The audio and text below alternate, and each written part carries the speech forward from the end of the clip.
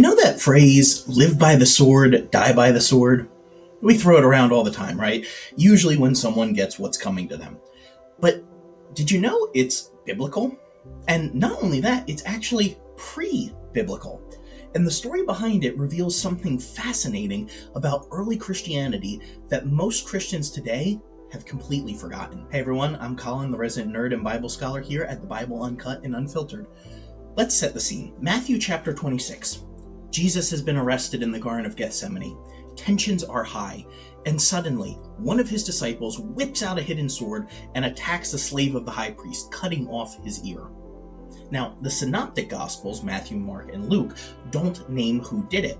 But John straight up outs Peter as the brash troublemaker, throws him right under the bus. Here's what's important. Jesus immediately shuts it down. He heals the guy's ear and tells his disciple to put the weapon away. And then he drops this line, "Those who live by the sword, die by the sword." Here's where it gets crazy, though. Jesus seems to be referencing a Greek play called Agamemnon, written by Aeschylus over 450 years before Jesus was even born. Toward the end of the play, Queen Clytemnestra murders her husband, Agamemnon, as revenge for his previous actions. And she says to him, "The one who slays with the sword dies paying that which he does." Or, in another translation, as he sinned by the sword, so is death by the sword his atonement. Sound familiar? Jesus, a Jewish rabbi, is echoing Greek tragedy to make a point about the cycle of violence. That's some next level teaching right there. And here is why this matters. For the first 300-ish years of Christianity, the majority of Christians looked at these verses and said, yeah, we're pacifists. They believed Jesus was fundamentally non-violent. Being a Roman soldier and being a Christian was considered an oxymoron. Contradictory. It is nearly impossible. It really wasn't until the time of Constantine, when Christianity became the religion of the empire, that things started to shift.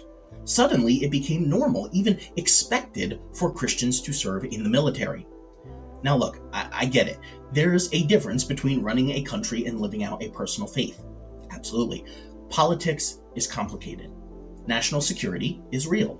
Different people have different views, and we welcome everyone here, regardless of where they land politically, as long as discussion is respectful. But here's what I've noticed over the last decade or so. American Christianity has become a lot more militaristic, more supportive of overseas conflicts, more comfortable with violent responses to crime, more willing to celebrate when bad guys get what's coming to them. And I just wonder, how do we get here? How do we get from those who live by the sword, die by the sword, the words of our founder, to posting Bible verses in our bios while celebrating violence against other humans, even when we think it's justified? Jesus literally said, violence begets violence. That was a core tenet of our faith from day one. And really, this has been a problem for Christianity for hundreds of years now, and for American Christianity for as long as it's been around. It's just really amped up a lot in the past 40 to 50-ish years, and again here in the last 10. So here's my thought. If Jesus were walking around today, how might he rephrase what he said to get our attention? How might he talk about our Second Amendment rights and those who defend them with little regard for their victims?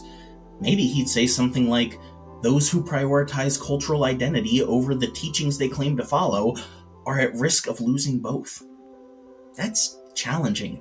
It's uncomfortable. And maybe that's the point. I really just wish more of us would either be honest and admit we disagree with Jesus on this one, or take the time to really wrestle with what he actually taught.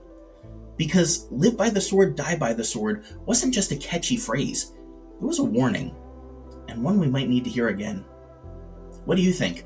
I'd love to talk with you, respectfully, of course, about this in the comments. Hope to see you there.